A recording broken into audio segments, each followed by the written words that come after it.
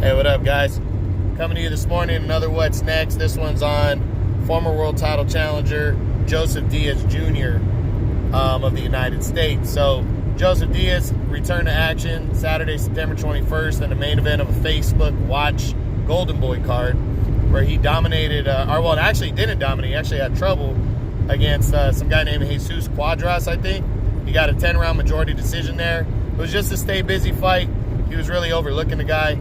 I don't think this really diminishes the kind of fighter that Diaz is. He's really a top-level fighter. This fight kind of came up last minute. So these kind of things happen when you're overlooking an opponent. He's lucky he didn't get beat, though. But after the fight, he called out Tevin Farmer for a showdown in December.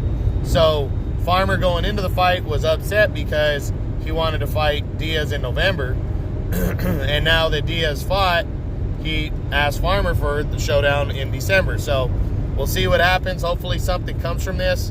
I would love to see him face Tevin Farmer. I think it's a good matchup. We just got to wait and see what happens. So and we'll run through the top 10 real quick and see what other options there are, if any. We'll start with number 1, WBC champion Miguel Berchelt. He's fighting in November, so against Jason Sosa, and has a showdown with Oscar Valdez on the slate for next year. So this fight ain't happening next. Next at number 2, Gervonta Davis. Davis is moving up to the lightweight division, so this one won't happen next. You got Andrew Cancio, which would be a rematch. I know Diaz wants this fight, so I do think this is an option if Cancio gets by his mandatory Rene Alvarado in their rematch that's happening in November. So this is an option definitely right here for Diaz, is Andrew Cancio.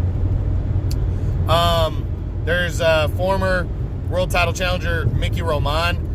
I'm not 100% sure if Roman's full-on working with Top Rank, but if he's not, I think this fight is possible because Roman fought in September as well. He's a veteran. He's been around.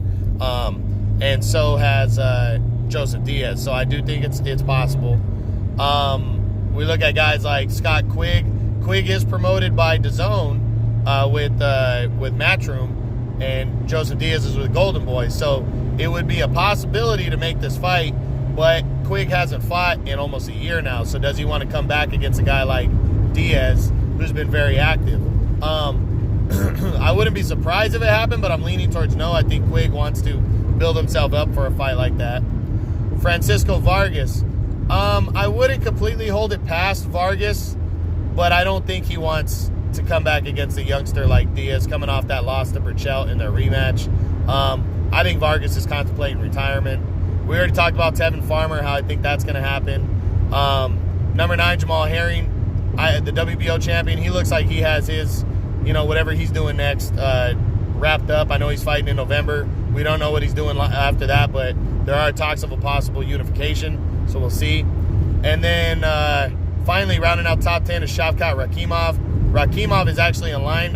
He's now the new mandatory for Tevin Farmer, but I think the IBF will grant Farmer an optional defense against Diaz prior to ordering a mandatory against Rakhimov. So we got to wait to see on that one, but I don't think, what I'm saying is Diaz and Rakhimov ain't going to happen. So I really think it's going to be the Diaz and Farmer fight that has the strongest possibility. I really hope that happens. I think Andrew Cancio would be the second strongest. We just got to wait and see how it goes. But that's it on Joseph Diaz, the former world title challenger.